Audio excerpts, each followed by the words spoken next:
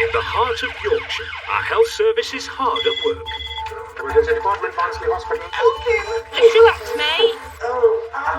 A dedicated team Stop making me laugh. working 24 hours a day, 7 days a week. Look forward for me. Trainee coming through. Ready for anything I think I've just about got it cracked, this job. and everything. Everything clear? Any pain at all? No. Still alive. Still alive. Well, you're stuck with me now. Wow. I'm down, boys. Lucky you, Wes. Facing life We're back from the moon. and death, Go on, keep going, sweetheart. trauma Fabulous. and tears. I would. Supporting each other through the toughest shifts. God help me today. I'm not coming on 10 minutes, won't feel warm. Is this cut then? Is it like this big or is it like this big? It's big. Buckingham Palace one day, Barnsley Hospital next. Oh, lovely. It's like beef. This is Barnsley Casualty 24/7.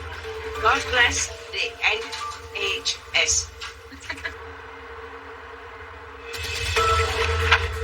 On shift tonight, charge nurse Johnny, You're very chatty, aren't you?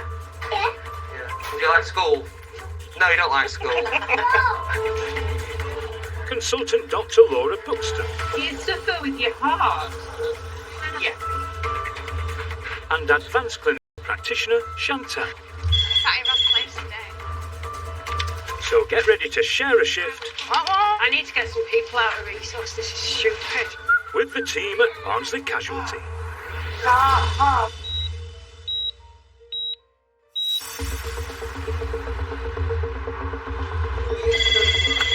Hello, Barnsley.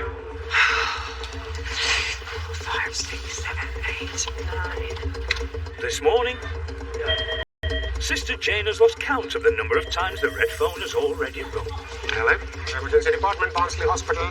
And it means she's managing a resus bursting at the seams with the most poorly patients. Is he going to scan? His beam. Anything on it that you could see? Nobody wants that to happen. Nobody. When resus is full, the knock-on effect for the whole department is huge. You're then limited with how many nurses you've got to look after the other 80, 90 patients in the department. You want to get your resource clear, you want to get majors clear because there's ambulances on the back corridor, and you've still got other patients coming in who need treatment as well. What's he got now? He's got a stroke on end. Yeah. This one's waiting for a ward. Okay. And this poor man is just waiting to book to one as well. You're just trying to juggle everything. And now, yet another emergency is on the way. Is it a medical trauma? It's a medical. And out of where? His mouth. He's got chest pain. Paramedics are bringing in a 75-year-old former miner who's struggling to breathe.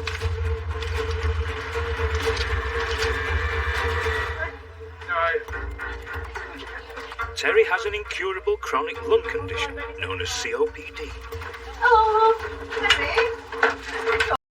It means that for 15 years, he's had constant problems with his breathing. Terry, are you in any pain anywhere? No, she's only breathing at the moment. Dr. Laura Buxton has been called to resus. I see countless patients with the same presentation.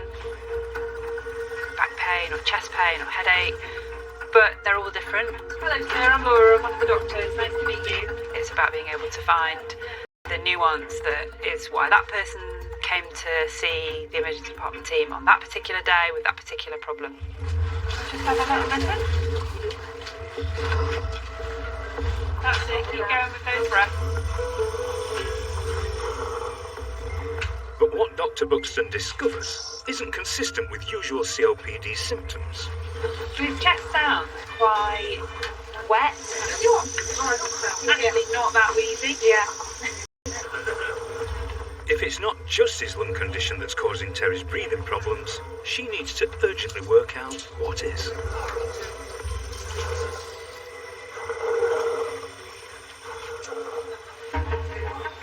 Back in the hub,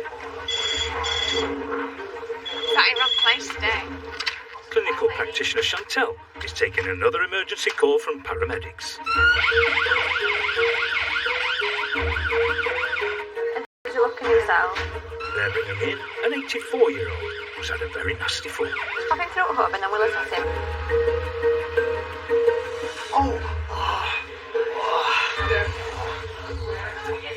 Hello, is it Anthony? Something I have learnt in ED is knowing how patients fallen. So what have you done then? Tell me what you've done. I've really top loose. Yeah? I've caught step and I went over in the rain. I hit it here and now. You teach it about there? Yeah.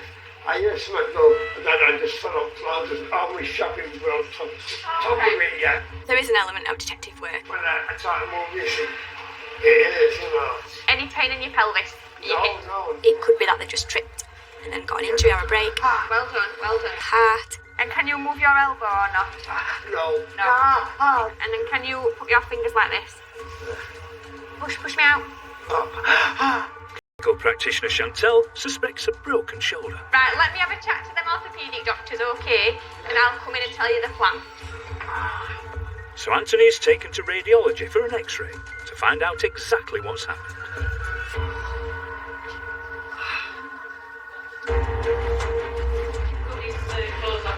Back in Resus, Dr. Buxton is urgently trying to find out why Terry is struggling to breathe. Have you had any pain in your chest today? No, not at all. Do you suffer with your heart? Yeah.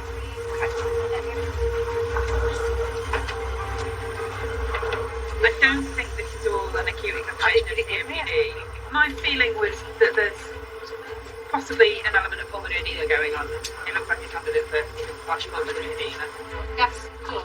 Dr. Buxton believes the wet fluid she can hear is caused by a pulmonary edema, a potentially serious heart condition. He has a background of breathing difficulties, but he's been really struggling additionally today. When patients get ill for another reason, it can make their COPD worse. If Terry's heart isn't doing its job, Hey, right? the team needs to get more oxygen flowing around his system. Or he could go into complete organ failure.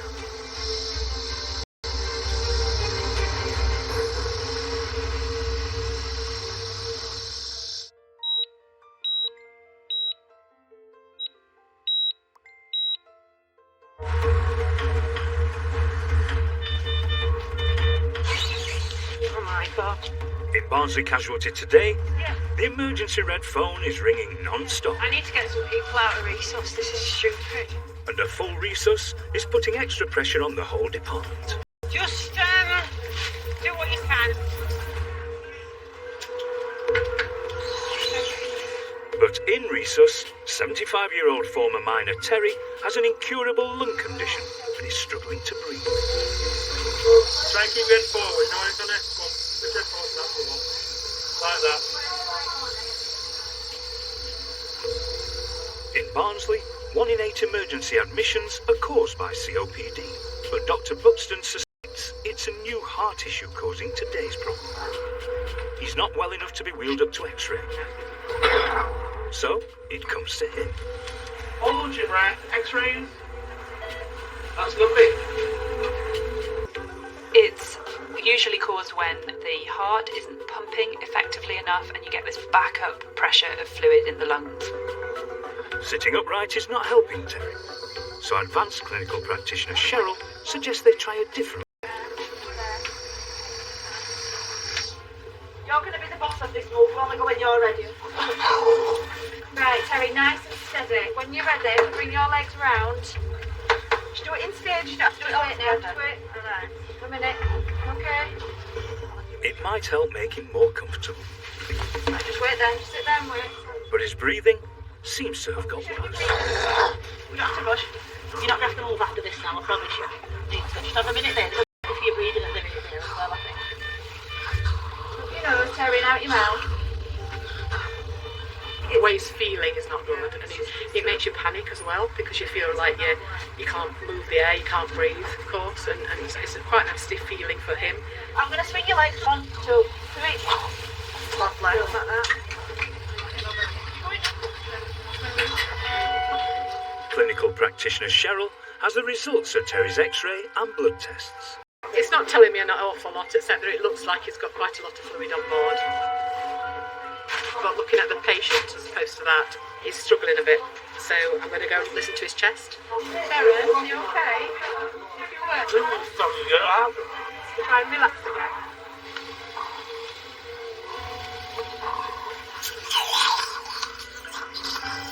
Every time the fluid gets cleared away, Better? it comes back even worse.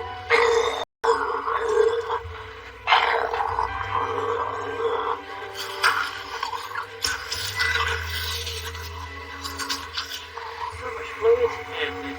Just hear it, can't you? Nothing seems to be working, and Terry's struggling to cope. He's had everything I can give him, really, hasn't he?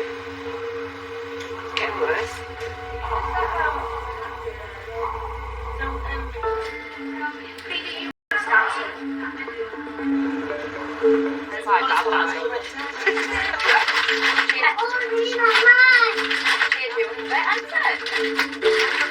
There's been an accident at school. Mum Stacey and Nan Ruth have brought in their lively 5-year-old Sadie. I'm surprised she hasn't been here before now, to be honest with you. She's very clumsy, aren't you? Nurse Johnny is triaging in paediatrics today. What's your name? Sadie. And what have you done, Sadie? Have you hurt your arm? Have you hurt your arm? Can you tell me? Yeah. I got a phone call from school. Basically, she's landed funny on her wrist. So this arm's fine, I take it? Yeah. Did you bang your head?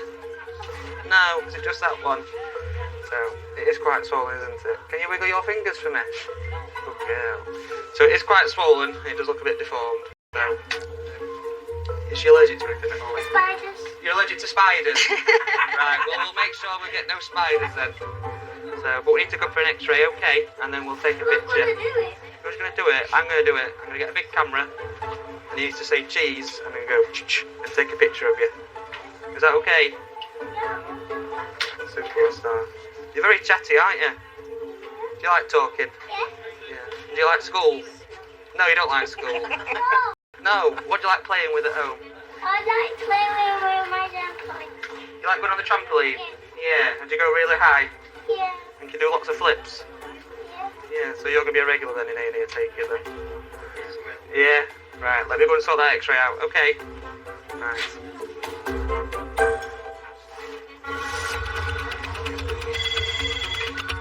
During shifts where the red phone is constantly ringing, Dear me. the sister in charge is forever playing catch-up. Waiting room staff board. What day is it today? Tuesday. And today, Sister Jane has asked clinical practitioner Chantel to take charge of the emergency phone. When the red phone's ringing quite a lot, stress levels do increase. Hello, boss. Casualty. When I was new to A&E, it was quite a distinct, loud call. It used to make me feel a bit anxious and nervous to answer the phone. Fancy. He's getting lots of practice today.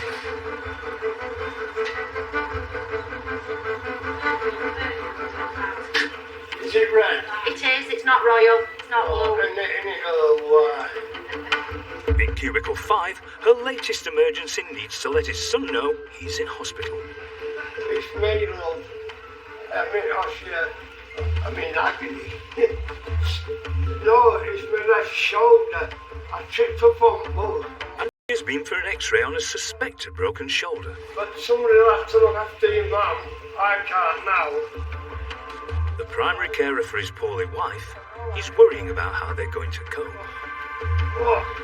I feel awful from me being so stupid. I should have got a taxi home. I thought, no, I'll save some money and, well, it's happened, that's it. I'll have to try to get over it. And there's people will suffer me, mate. A lot of people will suffer me. Shoulder here. Clinical practitioner Chantel has the results of Anthony's x-ray. So it looks like he's fractured the top of his humeral bone, which is where the head attaches to the humerus. It's not just one nice break, there's multiple fragments of fracture. But I suspect he may need surgery. Time to break the news. Hello, my love, let me just move this before I break something. Then there'll be two of us, won't we? I've just had a look. It looks broken. Have you broken a bone before? My ribs. Your Yeah, ribs? your ribs. How did you do that? I've got crust down ground for pith, and it smashed my ribs. How did you get crushed? The machine fell on me. A machine fell on you? Obviously, Barnsley is a mining community, and the surrounding towns or villages are all mining villages, so we do see a lot of miners. So what did they do? Did they have to get you up to ground level and then got you to an hospital? And which hospital did you come to? Did you come here? Oh, you're lucky then, aren't you? And instead, you've now fractured your arm? Don't be my arm. I'm like $6 million. Your first story were better. Yeah. Your second story is getting on a bus with some shopping. Oh, stop making me laugh. As Anthony is 84, clinical practitioner Chantel needs to know how he'll cope once he leaves A&E. Even though I'm treating the patient and the patient has a problem, I always think about them going home, who's at home, how will they mobilise, and they say... Who do you live with at home? My wife. Your wife. Does your wife know you're here? Yeah. Good stuff. Okay. Outside. All right. And is she safe at home at the minute? Yeah, with my son. She's with your son? Yeah. And are you the main carer for your wife? Yeah. Normally, patients who need orthopaedic surgery are sent home until the date of their operation. But now clinical practitioner Chantel needs to see if she can come up with a different plan. Because it's a quite painful fracture and he's 84-year-old. And he's the sole carer for his wife. He might not be able to manage at home and look after his wife, so I need to find out if he can manage at home first and then go from there.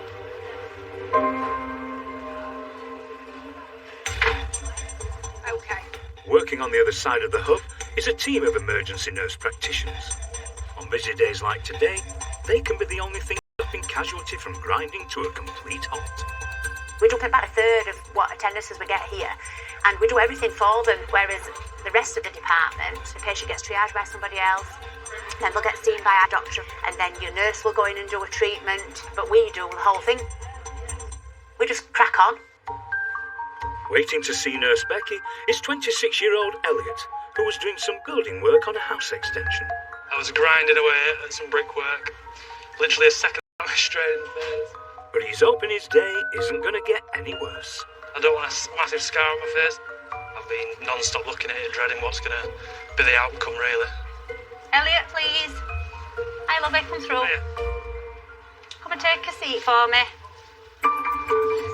So, my name's Becky. So, what you been doing and when? Today at work, grinders hit me in the face. Okay. So, it's sort of like hit, probably I'm getting a hard bit and then it's caught back. So, you've been really lucky, haven't you? To be fair. Let me just gear up to have a quick look at it. Will it need stitches? I'm going to have a look at it. We only stitch when we have to stitch. So, if we can get away not stitching, That'd be amazing. we will. But obviously, it's on your face. Yeah. So, we've always got to, to prepare people that you may have a scar. It's not affected your vision, anything like that. No other injuries. Right, just slip your mask off for me. Would you say it's deep? Deep enough? It's gaping a little bit and a bit jagged. I think potentially, we've got a bit of swelling, but I think potentially it will glue. Oh, that would be marvellous. No stitches required. A bad day just got a bit better for the builder. You've been lucky. I've been very lucky. Could have been a lot worse. You could have gone through your cheekbone, through your eye. Let me go out. Had anything glued before? Other than a piece of paper now. Maybe Right. next week. You probably will have a little scar, but it'll be nothing major. Can cope with little scars. So I put you plenty on, so hopefully it shouldn't come open. But I want you to go home and rest. Is Brilliant. that all Thank right? you very much. Any questions at all? No, I think you've covered about everything. Okay, you might have a bit of a black eye there. Got a bit of a it bruise did coming. hit me on eye as well. Yeah, so you've been lucky that it didn't get you Yeah. there, really. And that's it, you're good to go. Nice one, thank you very Right. much. Oh, you're very welcome. Right, see you later. Thank you very much. He's been extremely lucky. I've seen injuries before that have been done by power tools where people have gone through the whole cheekbone or even through their eye. So, a nasty injury, but it could have been a lot worse. In and out in less than half an hour. That's one less patient for Sister Jane to worry about.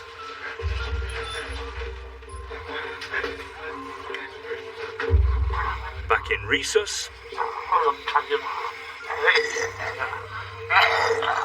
Dr. Buxton and clinical practitioner Cheryl are getting increasingly concerned about Terry. He says to me, I feel like I'm just not getting... I'm just panicking a little bit.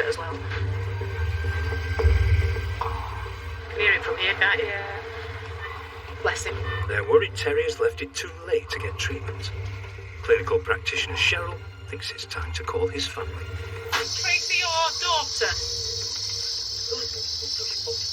She's your daughter, isn't she? Is she your next of kin? For the older generation of patients who I would regard as very stoical, they're extremely stubborn, but also a very capable generation of people who are used to having to fend for themselves. Yeah, so at the moment he's in A&E, he's in resource, so we're just trying to help him, and I think he's starting to take his toll. It's always a red flag to me to see a patient who is older and has been coping with their symptoms for that bit longer. He's having treatment, he's on oxygen at the moment, so if you do come through, you would be able to come into resource, you're into A&E to see him. Take care, bye-bye.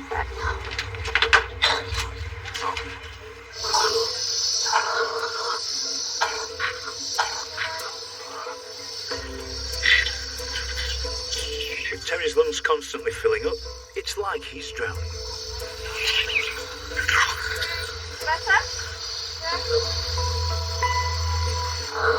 It's increasingly filling his chest with fluid, so he's struggling from that point of view. They urgently need to get more oxygen into his body. Does sound worse to me.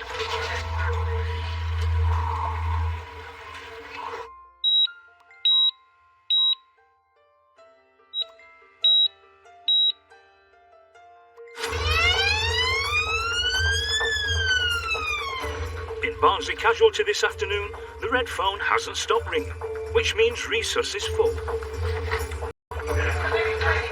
Sister Jane has called an urgent meeting. My resus is full at the minute, apart from one empty bed. I can't step anybody down. For him to go first to give us resus. Okay, that's fine. It's stressful for anybody who has a department full of 86, 87 poorly people or more, still having patients coming through the doors. So many emergency admissions increases the pressure on every aspect of the department. They're aware that Reese is busy, so he's going to be the first on hit list. Okay, alright, well, thank you. But the red phone rings again. I've only got one bed in resource at the minute. Where's it going? Paramedics are bringing in a 29-year-old who's been burnt in a chip pan accident. This is Sean. Yeah? Sean's 29. Been cooking his dinner on the chip pan. It's water up his face. But he was constantly wetting his face with cold water. Yeah. So he's added cold water on his face since the incident. Consultant Dr. James Griffiths needs to decide if Sean's injuries require treatment in resus. So you were just cooking some chips for lunch, were you, and all of a sudden... Feels like all my wrist and the right hand are same sort of feeling, like a throbbing pain, because it also caught me right hand. And how bad is your pain at the moment? 8 and But it's not Sean's external pain that's concerning Dr. Griffiths. What we worry about with facial burns is any potential airway or inhalational injury that can cause problems later on. Any internal injuries would require urgent treatment in resus.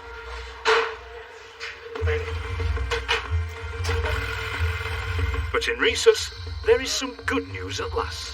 Sharon, so the physiotherapist is going to come and help you get some of that nasty stuff off your chest. Hey, she's lovely. Okay. Terry's responded well to an oxygen increase. It's now safe for clinical practitioner Cheryl to start the next phase of treatment. I've got chest physio to loosen all the secretions and hopefully breathe better. But it's really, really effective in most patients, so it should really help him out, I think. Terry won't be going home today. Instead, physiotherapist Katie will be looking after him on the ward. Hello, Terence. How are we doing? You're weak. My name's Katie, I'm one of the physios. I'm not going to hurt you, I promise you. Let me turn that nebulizer off and I might be able to hear you a bit better. Now Terry's breathing is improving, Can I just have a look in your mouth? it's putting less pressure on his heart. That'll make you feel a bit better. All part of the complications of living with COPD. Because of the nature of what area we're in Barnsley and the mining community and things like that. We get lots of people with it because they had exposure to pollution and fumes and things like that. So it's quite common. Quite a lot of people, even if they don't struggle with it, they've got it as a past medical history. There you go. Just be careful. It's quite cool. It'll be quite nice. So I'm going to turn your oxygen down a bit. Is that a bit better? Gorgeous. And finally, So is it alright if I put that on? the immediate danger is over. Alright. Your breathing does seem a lot better. Terry can now be left in Katie's care. My Polly's going to look after you now, and I'll be thinking about you. Alright, my darling. I'll check up on you, see how you got on. Alright, be good. Terry spent a week on the specialist respiratory ward. He's now back home, being looked after by his daughter.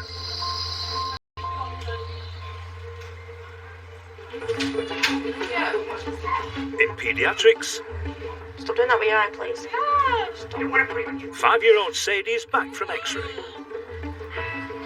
And her results? Here, these two bones here are these two bones of your forearm here. So she's broken this one, it's broken here.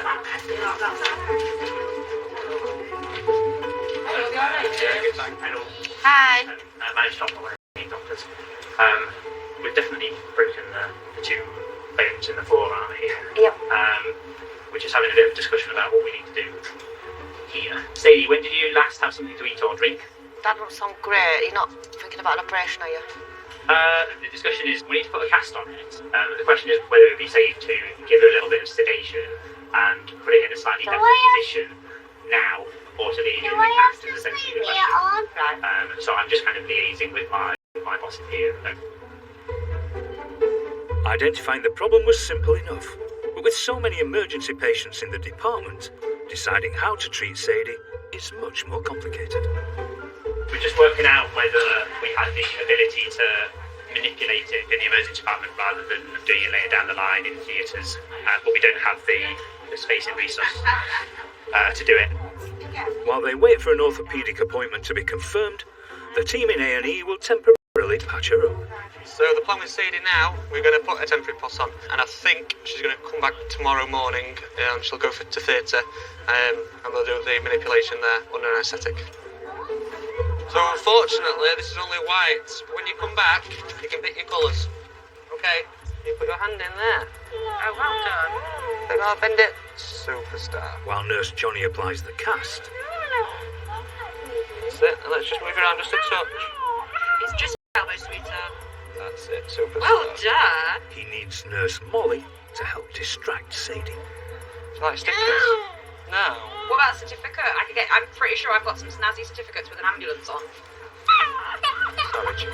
It's just set in now, and then we're done. Okay? We'll go home very soon, I promise. Yeah.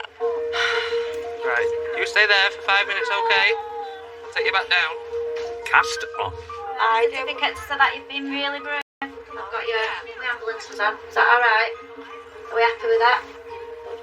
Sadie gets prepped for a second X-ray before she's allowed to head home. Are you going to say cheese? Show me your teeth then. Is that what you're going to do? Perfect. But there's still time for a kind word from her big sis. Sadie came back for a follow-up with orthopaedics, but is now back at school, cast-free. You say? See you later. Thank you very much. Come on. On days like this, challenging part of Sister Jane's role. Patient safety means that the patient is safe in every single way. So they're safe from harm, they're fed and watered, the robs have been done regularly, that they've had the treatments that they need to have if they've got infections. But staff welfare is equally important. Katie, do you want to go for your brain now? Mimi's back. Don't be ignoring me, Katie. And on shifts this busy, finding a moment for her team to take a dinner break can be tricky. Are you alright round here? Yeah. Both of you? Yeah. Do you just want to take each other off for your break?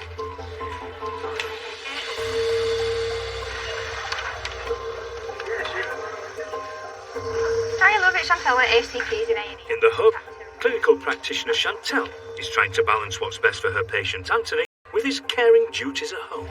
I'm going to go to urgent care therapy see him, if they are still around, because he's the main carer for his wife with Alzheimer's. Knowing Tony had a wife at home with Alzheimer's that's newly diagnosed and he cares for her, that brings a lot of anxiety. My son will have to stop with if I'm stopping in hospital, do you know what I mean? They can't send me home like this. I mean, I can do something. It's painful. Oh. But there's some bad news from orthopedics. Alright, bye.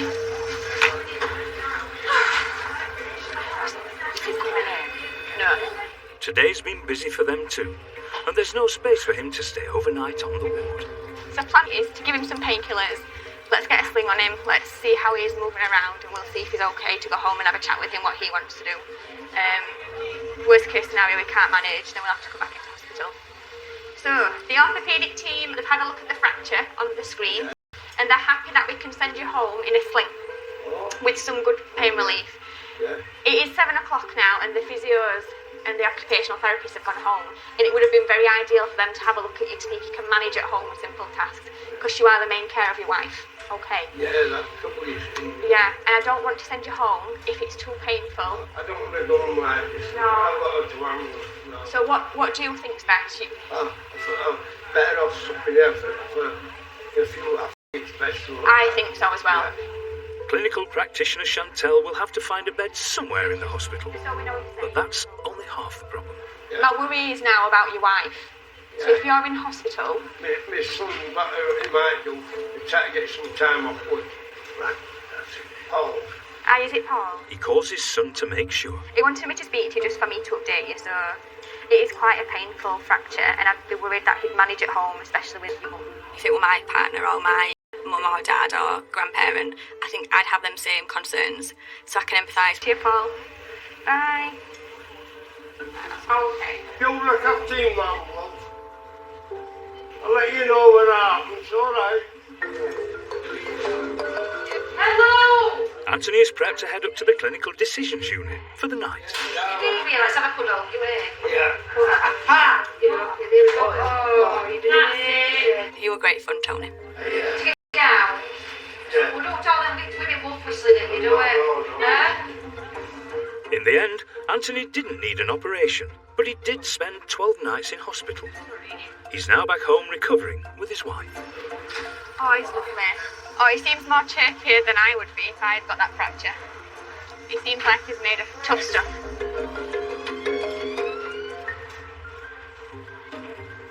Over in Miners, off-duty nurse Lisa has brought in accident-prone family friend Brad.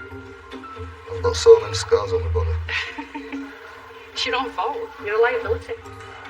They're waiting to see emergency nurse practitioner Joe. Known you, what, since you were about 5? Yeah, I've been in some predicaments. Absolutely. I've broke my collarbone, my wrist, all my knuckles, my fingers, my toes. I know you've got attention deficit and all that, look. I'll admit I have. I think that's probably why you keep getting you sending off. It is. You know. Tell me what happened then. I got bored at work. You got bored? Yeah, did a backflip. Oh, what job do you do? You're a circus entertainer. Entertainer, roofer. Oh, really? Oh gosh, don't be doing backflips off at roof. He's been warned. He's already been warned, trust me. He's actually got a video on his phone, Joe, if you want to see it. Oh, go on, everyone. Would you like to see it? Yeah. Through his lifetime, he's had more knocks, scrapes, bumps, That's whatever. it. That's me. And he, oh gosh. Oh, good. And he never whinges, he never moans, he just brushes himself off and carries on. In fact, that he rang me to bring him through here. Alright. He did land alright, and then he sort of went. Because he realised he'd hurt himself. So, whereabouts did it hurt you? Mostly. Mostly it's there, and then there underneath. Yeah. I cannot put my foot down at all. Okay. Yeah, it's just the middle of his foot. See, that feels You're weird. alright. Yeah. Given Brad's history of injuries, Nurse Joe doesn't want to take any chances. So we'll get an x-ray then, Bradley. Oh, Just thank stick you. it on for x-ray, Joe. Yeah, if you don't mind. Yeah, no problem. Thanks, Joe. Alright, see you in a minute. Alright, love. Will Brad's latest hijinks come at a high cost? Please, whatever you do, don't touch my toes.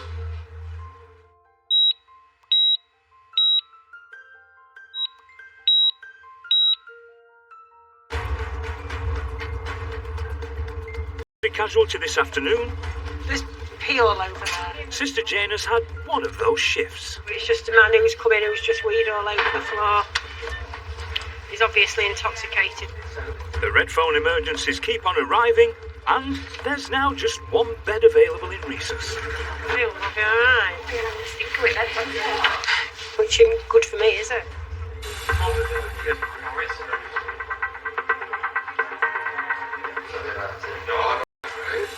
Not in Resus, but in cubicle 4, Sean is dripping saline solution onto his face to cool down his chip hamburgers.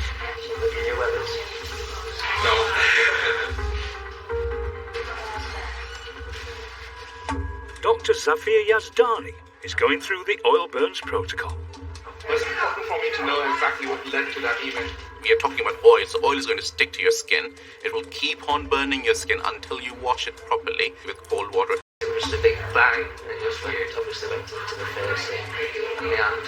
So I spent about a minute water onto myself. The first thing that comes to your mind when he tells you it was basically a pan that caught fire is, did he inhale that smoke? Is his lungs at risk?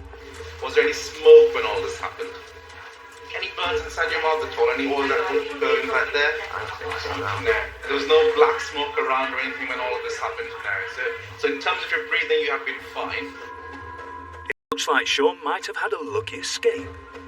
I see your hand here and I see the nose, so it's not like a deep burn that has happened, which is good. It's all about giving some creams to cool it out at the moment.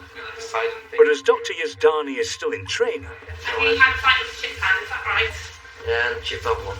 consultant Dr. Jane Acton needs to do her own assessment to make sure nothing has been missed. Just going to have a quick feel at the tip of your nose. Can you show me touching you there? Yeah. Initially, I never wanted to be a doctor. My father wanted my sister to be a doctor. For some reason, she's paranoid when she sees the blood, whereas I am not. Okay, let's have a look at that cut on your hands. Are you burning? And once I stepped into the medical school, that was the profession I wanted to be. I just loved it being there. They're all small. Very superficial. Yeah. Before the consultant is happy to discharge Sean, And then it's just a matter of checking that his eyes are okay. there's one final test she wants carried out. We will wash it off after we have examined you properly, okay? Just put your here. When you work in the emergency department, you see patients coming with complaints of head to toe. Something wrong with the head, eyes, nose, mouth, ears, neck, everything. So it's nice, challenging environment. Good? You're all done? So there's no injury or harm to your cornea. Superficial damage only, Sean can now head home, and Dr. Yazdani can tick another procedure off his training list. Every day is different with my father's help. There we are. You're good to go home.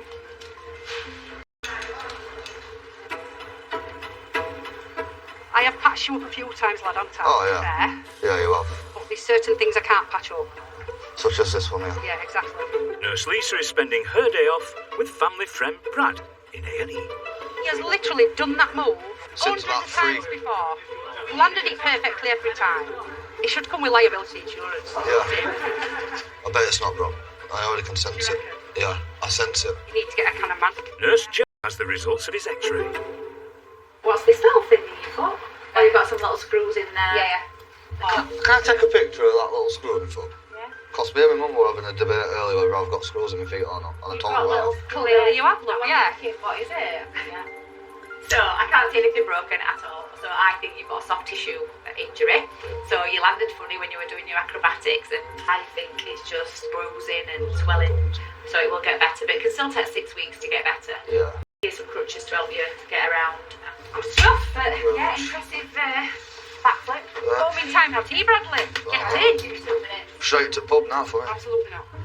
Having escaped serious injury this time, Brad's already planning what he can get up to next. I could be a male pole dancer on this, you know. Could be summer. Good luck, Lisa. Thanks, mate. Nice to meet you, Brad. Gonna need it, love. I'm just going to do that for me. Thank you. Thank you. You've got your attention span of a... Do you know what? You've hit nail on the head there. Can you not just take up something safe, like eating?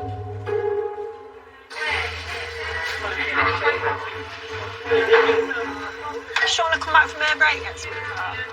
Sister Jane's hard work in the hub is paying off, and the patients are starting to come. Rob, your lady in cubicle 6, Frailty, have been to see her. They're happy for her to go upstairs if you are. Annie, was it? Yes. Okay. It's been a stressful shift, but it's also been rewarding. What motivates me is that within me there is a caring, compassionate person who cares about people and what they go through and wants to do the best for them. So I think at the end of my shift is let me have a bath and go to bed and feel refreshed to come back and do it all again. Next time on Casualty 24/7. Doing really well. Oh. No symptoms are quite concerning to me at the moment. He's been sick and he's not been going for a wee very much. One of these electric cables come down on my head. I just popping glue in now, sweetheart. Yeah. I used to be 40. I'm now 21. Everyone's mind, check out our 30 tips to cut your bills at 9 tomorrow. And tonight, it's a race against time to save lives in Royal Stoke Resus. Stay there for 999 Critical Condition next.